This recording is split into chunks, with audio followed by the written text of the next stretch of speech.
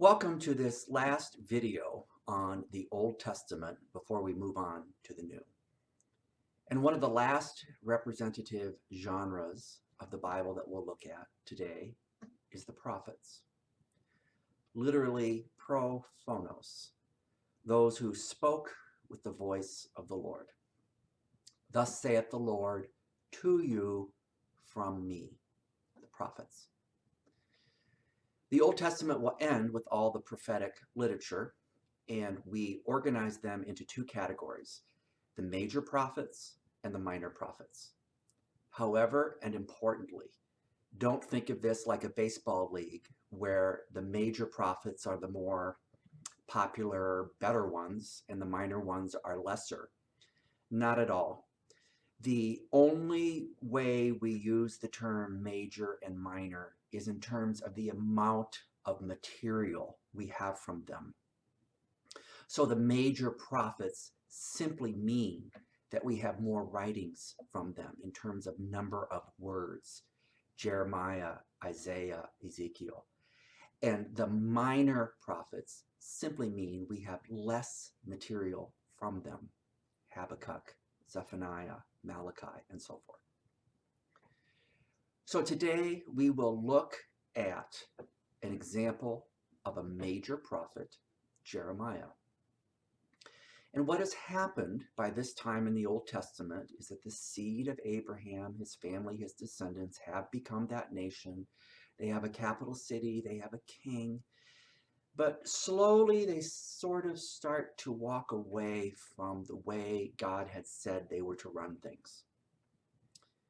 Started out slowly at first, but then after a while, some kings started to marry foreign women, which was one thing, but they would come with their own gods, small g, their idols. And slowly the people's allegiance switched from Yahweh, God, the revealed name of God to Moses in the burning bush, to foreign other gods with small g's. And so God sends to them these prophets, people who will speak to them with his voice and say, look, you guys have got to remember the law. You've got to remember what God said. Remember, this is the God who brought you out of Egypt. What are you doing not serving him? You got to shape up. You don't want to keep doing this, or you leave God with no other choice. One of the people to do that was Jeremiah. Now, Jeremiah, that we'll talk about today, is a very complicated book because it's one of the few books in the Bible that's not written chronologically.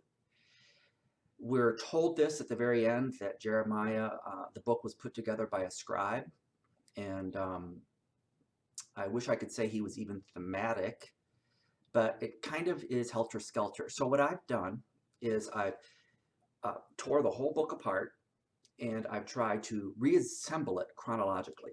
So that's how I'm going to tell you the story, and I want to tell you that up front, because that's why when you go back to the book, you might go, wait a minute, Engel didn't tell it in this order, and now I'm all confused. That's why. So if you'll allow me, we're just going to tell it in chronological order, and then when you go back to the book, at least with this umbrella idea of the trajectory, you'll have a better idea of what the writer is trying to say and when. So when we do that, the story starts with Jeremiah as a very young boy. And God kind of comes to him and says, hey, Jeremiah, I've chosen you to be a prophet. Look, it was a gift. You don't have to figure out what you were created to do. You don't have to worry about what you're going to do with your life. You know, we would say today, you don't have to waste 4 years trying to figure out your major. No, God just comes to Jeremiah and says, I created you to be a prophet. And Jeremiah, as this young kid, says, great, I'm all in. And I would love to do a super duper hero thing for God. And so God said, okay. And by the way, you know, when you're my prophet and people will hurl insults at you and the enemies will come up against you, don't worry about that. And Jeremiah says, whoa, I thought you just said I was going to be this superhero for you. What's this about, you know, hard times? And then God says again, remember the 5 greatest words of the Old Testament? He says, I will be with you. And Jeremiah goes, okay, I'm in. From that introductory then, a young prophet, we can sort of outline his life as 4 superhero assignments from God. So the first assignment from God to Jeremiah was, okay, what I want you to do is go cold knock on doors around Israel. And I want you to tell them, hey, I'm a prophet here to speak to you on God's behalf. And you guys have pushed the boundary. God's not pleased. You got to turn from your evil, wicked ways and turn back. If you can sort of imagine having dinner with your family at night at 6 o'clock and the doorbell rings and you go to the door and there's a young kid, looks like a Boy Scout, and says to you, good evening, I'm here to tell you that you're going to hell.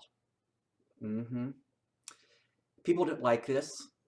They start laughing, mocking at this young kid. Who does he think he is? Nobody's really taking him seriously. So Jeremiah goes back to God, if you will, my words, and said, God, assignment number 1 really isn't working that great. But I'm down for assignment number 2, if we could move on. And God said, okay. For assignment number 2, this is what I want you to do. I want you to go to the potter's house, P-O-T-T-E-R. There I want you to find the most expensive pot you can find and put it on your shoulder and walk around town. So now this young kid that everybody has been mocking walks around town with a pot on his shoulder. And one day they're circling him and mocking him, going, I don't know, this guy's going crazy. And just at that time, God said, okay, Jeremiah, now take that pot on your shoulder and throw it on the ground and smash it, this expensive, beautiful thing of great value. And he does it. And God said, now tell the people this is an object lesson.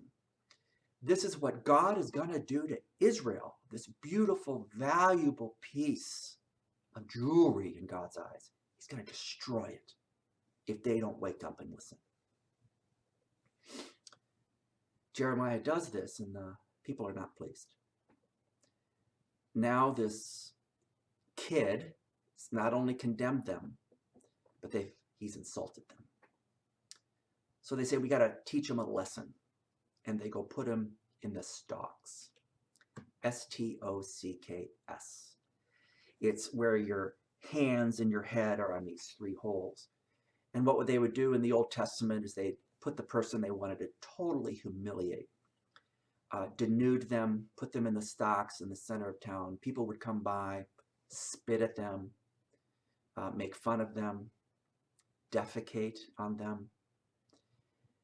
And Jeremiah is put in the stocks for 3 days, and he's let out. And now we get to about the middle of Jeremiah-ish, and Jeremiah lets loose to God after assignment 2 ends up in the stocks. He says, God, you played me. You cheated me. I trusted you. I went out on a limb for you, and all I got was mockery and the stocks. This is crazy. What you don't see in the English is that Jeremiah in the Hebrew is literally using jilted lover language. It's the same syntax that a person would have used if somebody they loved had cheated on them or dumped them, we would say. He's really down, so down that he even gets pretty bold with what he says to God. He starts to curse his birth. He curses the day he was born. He curses the nurse who delivered him. He curses the nurse who went to the waiting room to tell his dad that he had a father. He curses his birthday. He just totally depleted. And then there's this wonderful little switch in Jeremiah where he starts thinking aloud about everything he has just said about God and his experience. And he says, but wait a minute. Would I be willing to tell my children everything about God as I just said? He said, no. I'm very upset. It's not the way I planned it. Not happy with God. But at the end of the day, and I love this quote, he says, the truth of God is in me like a fire in my bones. I can't repress it. It's got to get out. So Jeremiah shows us right there something about a prophet. Prophets can be totally honest, not only with people, but also with God. And the second thing a prophet shows us right there, they don't quit. And so now Jeremiah goes back to God in prayer and says, God, if you'll have me, accept my confession, I'm ready for assignment 3.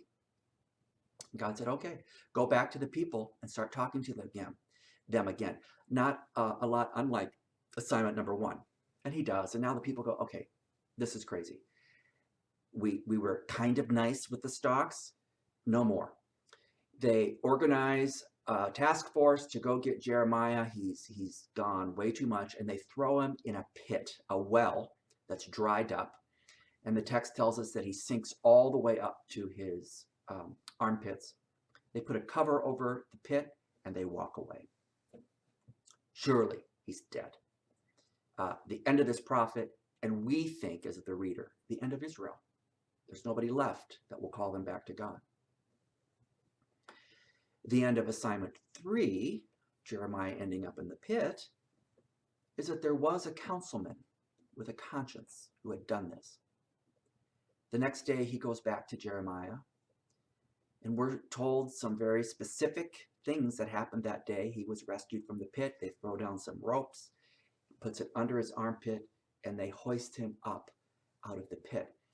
And incidentally, and as a quick aside, this is why if you go to any art gallery, medieval, Baroque, any book on biblical art, 99 out of 100 times, this is why Jeremiah is always pictured in a pit looking up at you. In your handout, for example, I gave you an example of a contemporary image of Jeremiah from Christoffel Overvoorde. And again, it shows always Jeremiah in a pit looking up. That's where he thought his life had ended until he was rescued. Believe it or not, after assignment 3, Jeremiah says to God, I'm ready for assignment number 4. But now God kind of says, it's too late. My people wouldn't listen. Sure enough, the enemy has come and taken them away. So all of Israel is taken from their land to the north, to Babylon, and they're enslaved. Jeremiah is so upset by this. People didn't listen. So upset by the future that he laments about it. And that's the very next book of the Bible, Lamentations, also written by Jeremiah. Together then, Jeremiah and Lamentation is the longest book of the Bible by any author. He's lamenting the fact that this beautiful family of God has totally blown it yet again. And they're gone from the promised land. They're gone from Mount Moriah. This then brings us to the end of the Old Testament. What happens? Well, the people do get released. They come back to Jerusalem. And there's different sort of waves and generations of Lamentations because, first of all, when they were in captivity, the people who remembered Zion or Jerusalem had kids there, and they told their kids about the beauty of Zion. And these kids grew up hearing stories of Zion, never having seen it. So when they come back to Zion for the first time, the people who remembered Zion sees it in ruin. They weep. The children then say, well, we got to fix this. We need to rebuild the walls. You can read there the book of Nehemiah. And so they try to rebuild things as they heard it described to them by their parents. And one day they come out and say, look, we rebuilt the temples and the walls and the towers. And then there's a second wave of weeping because the parents just go, oh, no, it wasn't like this. It was so much more grander. A for effort. But really, this is weeping. What we need, the end of the Old Testament says, is a Messiah. Somebody who will come and restore God's kingdom and family and save us from this. And so the Old Testament ends with that plea. Now, if we leave the story of the Bible now to go to world history, you know that that region of the earth at just about this time, the end of the Old Testament, was conquered by the Romans. First the Greeks, then the Romans. And there will be a 400-year period between the last word written of the Old Testament and the New Testament being written. That's easy to remember because 400 years is the same amount of time, remember, that Israel was enslaved in Egypt. So it kind of balances kind of the beginning of the Old Testament and the end of the New Testament. So for 400 years, Israel's there weeping, praying, begging for a prophet. Theologically, politically, they have to live under Rome. Rome is this expansive new empire that's doing everything to subject everybody to their will and to their pagan cult, the religion of the empire. So some Jews don't like this, and so the Maccabees fight back against Antiochus IV, and that's kind of easy to remember because Maccabees literally translates as the hammerers. They knock back, they fight back against Rome because Antiochus has done some terrible things. He's destroyed the temple again. He slaughtered a pig on their altar, unclean animal. Burned all their Torahs and their scrolls. They said you can't circumcise your boys anymore. They tried to obliterate all this identity of Israel, and Israel comes fighting back. Rome will relent, and they'll say, look, here's how we'll do it. You can live here. We know you're here, Jews in Jerusalem, but you got to keep this on the down low, under the radar. If any Roman soldier stops you on the street, you would have to do homage to Caesar. If not, we're going to consider that treason. And we're going to deal with people who commit treason every Friday at noon on a hill outside of town. And take your own cross. This was the world that Israel will live under for 400 years. It's the world that ends the Old Testament. The Jewish story will sort of stop here. They continue to wait and pray for that Messiah that will restore all things theologically and politically. Our Christian story of this course now will continue after those 400 years with the birth of a very famous person, the center of the New Testament, a person who will be born from the house and lineage of King David, whose family, we learned in Ruth, began in the town of Bethlehem. And it's that story, of course, of Jesus that now we'll start to pick up in the New Testament and to which we'll turn in our next lecture. But for today, we learned about major, minor prophets. Don't think better, worse. Just think more material, less material. We talked about one exemplar of an Old Testament major prophet, Jeremiah. The book is not written sequentially, so I retold it chronologically. But when you go back to it for yourself, you won't see it in the same order because the scribe tells us that he told the story the way he wanted to tell it. So that's what makes it very confusing. Also remember that Jeremiah authored the next book, Lamentations. The books of the Bible with the most words. They're very, very lengthy, written by Jeremiah. He laments because God's people are taken in captivity. We reviewed the 4 assignments of Jeremiah, if you will. Assignment 1, talk to the people. Assignment 2, go to the potter's house. Assignment 3, but that ended him up in the stocks. The interlude, where he had that very frank discourse with God, but signs up again because it's God's word was in him like a fire in his bones. Assignment 3 ends up with him in the pit, which is why Jeremiah is typically pictured that way. Assignment 4, too late, the people were taken captive. I hope that inspires you to read about Jeremiah. It's difficult literature, but it's also very honest and very real. And I hope that this lecture gave you a window into its beauty. We'll see you next time, and we'll start talking about the New Testament.